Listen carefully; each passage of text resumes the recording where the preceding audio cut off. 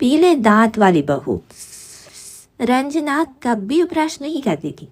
उसे कितनी बार उसके माँ बाप ने डांटा, लेकिन उसका कोई असर उस पर होता ही नहीं था, जिस कारण से उसके दांत पीने पीने हो जाते हैं।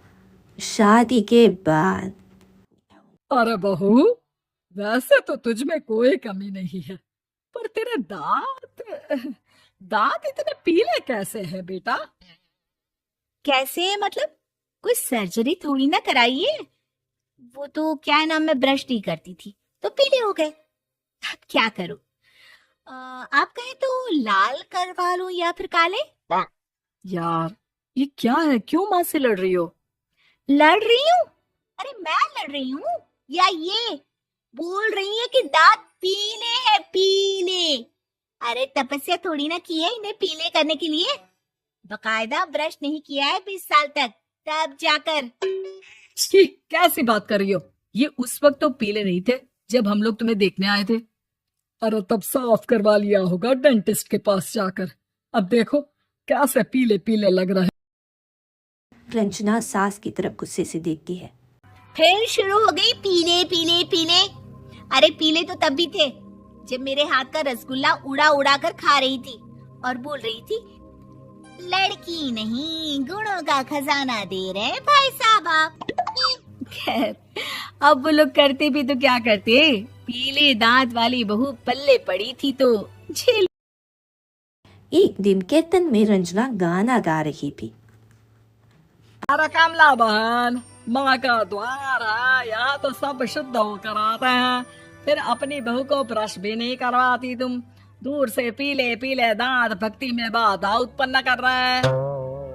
अरे कोई 2 साल के बच्चे थोड़ी ना लेकर आई हूँ मैं बहू बनाकर।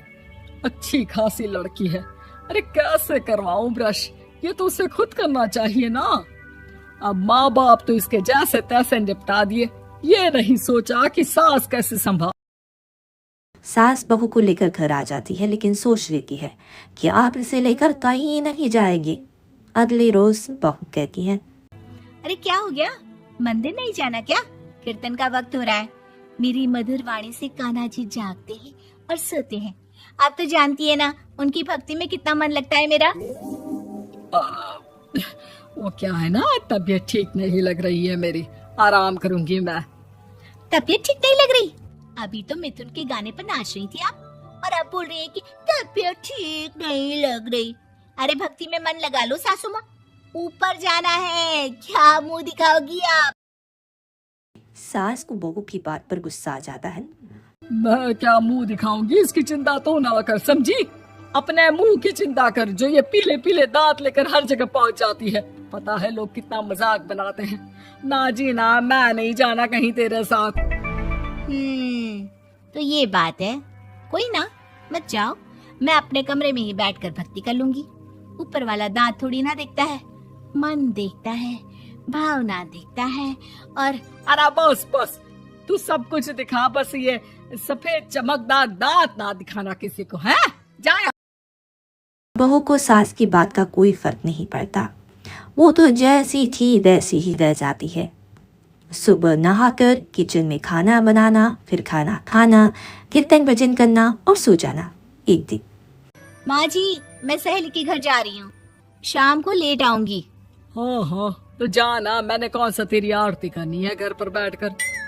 रंजना सहेल के घर जाती है, जहाँ वो पार्टी में जाने की तैयारी कर रही होती है। अरे शिखा, कहाँ जाने की तैयारी कर रही है? मैं गलत वक्त पर आ गई क्या? अरे नहीं यार, उल्टा सही वक्त पर आई है। मैंने ये साड़ी और ज्वेलरी निकाली है यार, शाम को इनके ऑफिस की एक पार्टी में जाना है। बताना कैसा लग रहा है ये सब? नहीं यार, इस ड्रेस के साथ तो वो वाली ज्वेलरी अच्छी लगेगी। हाँ हाँ, सही बोल रही है, मैंने ध्यान ही नहीं दिया। वैसे तो हमेशा से मस्त फैशन सेंस रखती है। तो बड़ा जाती होगी ना पति के। रंजना कुछ नहीं बोलती, बस सोचती है कि यार काश ये बात सही हो जाती। पर मैं क्यों नहीं जाती पार्टी में? क्या इन लोगों की कोई पार्टी होती नहीं होगी? रंजना घर आती है और रात में पति से सवाल करती है, एक बात बताइए, आप मुझे किसी पार्टी में क्यों नहीं ले जाते? क्या आपके यहाँ ऑफिस में पार्टी? पति बेचारा क्या कहता कि दांत पीले हैं तुम्हारे इसलिए। अरे कोई पार्टी होती नहीं हम लोगों के ऑफिस में, तो कहाँ से लेकर जाऊं? और मार्केट, मॉल, कहीं वीकेंड घूमना, कहीं तो। अरे यार सारे हफ्ते में एक छुट्टी मिलती है, तो सोचता हूँ कि आराम ही। रंजना मन मार के रह जाती है।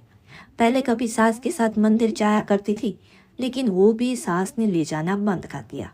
घर बैठी बैठी रंजना बूढ़ हो जाती है। तभी उसे आइडिया आता है और वो बाइक के जाने का सोचती है।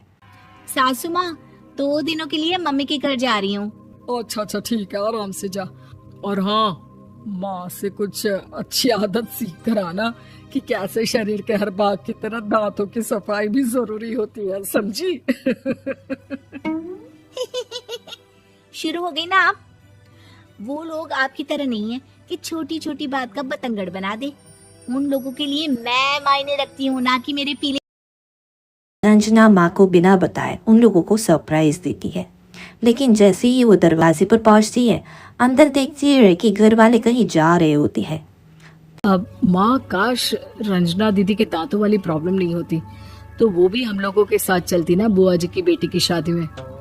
हाँ बेटा, लेकिन अब उसे कौन समझाए कि उसको उसके पीले दांत नहीं दिखते, लेकिन उसके आसपास के लोगों को कितना एम्बैरेसिंग फील कराते हैं।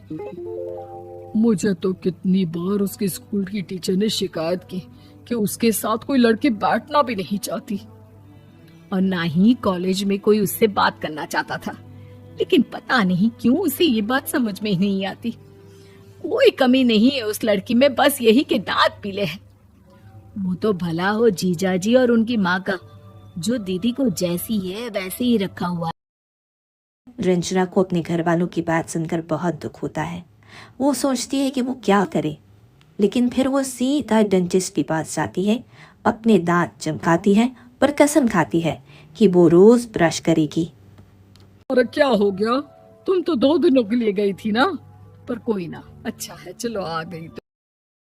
रंजना सास के सामने आकर खड़ी हो जाती है और पूरी स्माइल करती है, उसकी चमकदार दांतों को दिखाती हुई। हाँ, चले मंदिर। माँ, मुझे माफ कर दीजिए, मैंने आप लोगों को बहुत एम्बैरेसिंग फील करवाया। मैं आज से रोज ब्रश करूंगी।